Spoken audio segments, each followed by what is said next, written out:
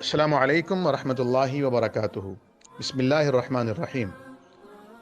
پارہ نمبر 2، تراویح میں پڑھے جانے والے تلاوت قرآن کریم کا مختصر خلاصہ۔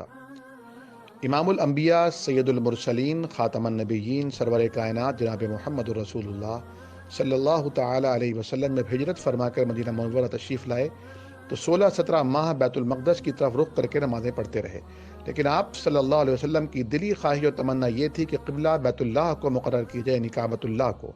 چنانچہ جب اللہ تعالیٰ نے تحویل قبلہ کا حکم نازل فرمایا، اس پر یہودی بہت چراغپا ہوئے اور منافقین نے بھی ان کی آواز میں آواز ملائی، تو اللہ تعالیٰ نے اس پارے کے آغاز ہی میں خود اس کا جواب نازل فرما دیا۔ یہودیوں کے بارے میں فرمایا گیا کہ یہ آپ صلی اللہ علیہ وسلم کو اسی طرح واقعی نبی پہچانتے ہیں جس طرح اپنی اولاد کو پہچانا جا سکتا ہے، اس کے باوجود ضد اور عناد کے باعث یہ دولت ایمان سے محروم ہے۔ اگلی آیات میں اللہ تعالیٰ کی راہ میں شہید کیے جانے والوں کی شان و عظمت کو بیان کیا گیا کہ انہیں تو مردہ ہرگز نہ کہو، بلکہ وہ زندہ ہیں، لیکن تمہیں ان کی زندگی کا شعور نہیں ہے۔ صبر کی فضیلت کا بیان ہے کہ ہم انسان کو ضرور آزمائیں گے، کبھی خوف سے، کبھی بھوک اور اموال کے نقصان سے، جان و مال کے خطرات اور نقصانات سے امتحان لیے جائیں گے، لیکن جو صبر کریں گے انہی کے لیے خوشخبری ہے۔ اپنی عظیم کائنات اور مظاہر قدرت کی تخلیق کو بطور مثال بیان فرما کر اللہ تعالیٰ اپنی توحید اور اطاعت کا فہم عطا فرما رہا ہے، اور کافر اور مومن کی مثال دیتے ہوئے دونوں کی محبتوں کا ذکر کیا ہے کہ مومن تو سب سے زیادہ اللہ تعالیٰ سے محبت رکھتے ہیں۔ اگلے رکوع میں اللہ تعالیٰ زمین کی پاکیزہ حلال پیداوار کھانے کی اجازت دیتے ہوئے شیطان کے قدموں کی پیروی سے منع فرما رہا ہے۔ اگلی آیات میں اللہ تعالیٰ کی آیات اور احکامات کو بیچنے والوں کی سزا کا ذکر ہے کہ ان کے پیٹ جہنم کی آگ سے بھر دیے جائیں گے۔ اللہ تعالیٰ قیامت کے دن ان سے سخت ناراض ہوگا، نہ انہیں نظر رحمت سے دیکھے گا اور نہ انہیں پاک فرمائے گا۔ نیکی کا تصور بیان کرتے ہوئے اللہ تعالیٰ نے فرمایا کہ نیکی صرف یہی نہیں ہے کہ اپنا چہرہ مشرق اور مغرب کی جانب پھیر لیا جائے، بلکہ اصل نیکی اور اس کی بنیاد تو اللہ تعالیٰ پر ایمان اور اس کی اطاعت ہے۔ اس کے بعد اللہ تعالیٰ نے قصاص یعنی ناحق قتل کے بدلے قاتل کو قتل کرنے کا حکم لاگو کرتے ہوئے فرمایا کہ اس میں تمہارے لیے زندگی ہے، کیونکہ اگر قاتل کے لیے کوئی سزا نہ ہو تو قتل اور غارت گری عام ہو جائے گی، جیسا کہ ہم دنیا میں آج دیکھ رہے ہیں۔ اس کے بعد روزوں کی فرضیت کا حکم ہے۔ روزے کے بیان کے درمیان دعا کا ذکر جمیل بہت لطیف پیرائے میں کرتے ہوئے بندوں کے رب تعالیٰ کو پکارنے پر اللہ تعالیٰ کی طرف سے جواب دینے کی نوید سنائی گئی ہے کہ محسوس کرنے والے کے لیے میں بہت قریب ہوں۔ بندے ہی اپنے رب کی رحمتوں سے بہت دور نکل جاتے ہیں۔ چاند کا لوگوں کے لیے اوقات اور تاریخوں کے حوالے سے فائدہ مند ہونا اور حج کے مسائل کا ذکر کرتے ہوئے اسلام میں پورے کے پورے داخل ہو جانے کی ہدایت کی گئی ہے۔ اپنی مرضی کی بات پر ایمان لانا اور عمل کرنا اور مرضی کے خلاف چیزوں سے صرف نظر کر لینا نامناسب اقدام ہے۔ اس آیت میں یہ حکم دیا گیا ہے کہ زندگی کسی شعبے میں بھی شیطان کی پیروی نہ کی جائے۔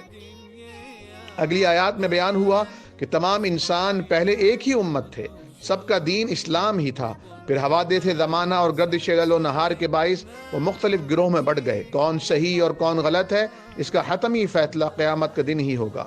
اگلی آیت میں فرمایا گیا کہ مسلمان پوچھتے ہیں کہ ہم اللہ کی راہ میں کیا خرچ کریں؟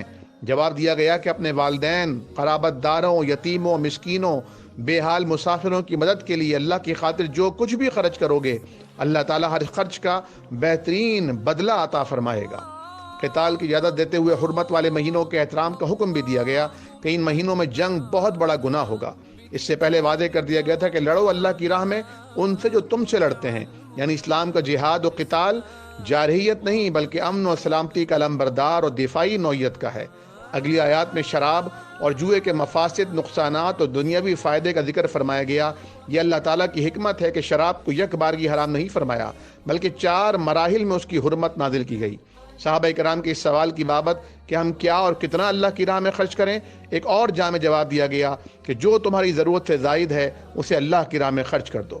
اگر ہم اسلام کے اس فلسفے پر عمل پیرا ہوتے اور خرچ کرنے کی روش اپنا لیتے تو شاید غریب زندگی کے لیے چھسکنے سے بچ جاتے۔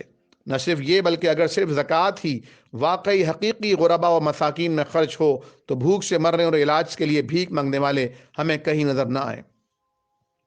اس کے بعد آیت نمبر 229 میں غزوہ بدر کے بعد پیدا شدہ حالات پر احکامات ہیں۔ جھوٹی قسموں سے روکا گیا اور اگر یہ گناہ سرزد ہو ہی جائے تو اس کے کفارے کا ذکر کیا گیا کہ جو 10 مساکین کو پیٹ بھر کر کھانا کھلائے یا لباس دے، اگر اتنی استطاعت نہ ہو تو 3 دن مسلسل روزے رکھے، اس کا کفارہ ادا ہو جائے گا۔ آیت نمبر 226 میں عورتوں کو طلاق دینے کے بارے میں ابتدائی احکامات کا ذکر ہے۔ اس کی تفصیل آیت نمبر 245 تک بیان ہوئی، جبکہ مزید تفصیل سورہ طلاق کی آغاز میں بیان کی گئی۔ اس کے بعد نماز کی اہمیت، خصوصاً نماز عصر کی بروقت پابندی کا بیان ہے۔ سفر میں نماز کا طریقہ بیان کرنے کے بعد بنی اسرائیل کے بادشاہ طالوت اور قوم عمالقہ کے بادشاہ جالوت کے درمیان جنگ کا تذکرہ ہے کہ اللہ تعالیٰ کس طرح مختصر سے لشکر کو بڑی طاقتوں پر فتح یاب کرتا ہے۔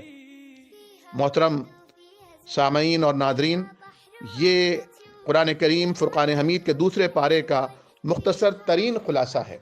یقیناً قرآن کریم فرقان حمید کا ایک ایک لفظ اور قرآن کریم فرقان حمید کا ایک ایک حرف ہمارے غور، تفکر اور تدبر کا متقاضی ہے۔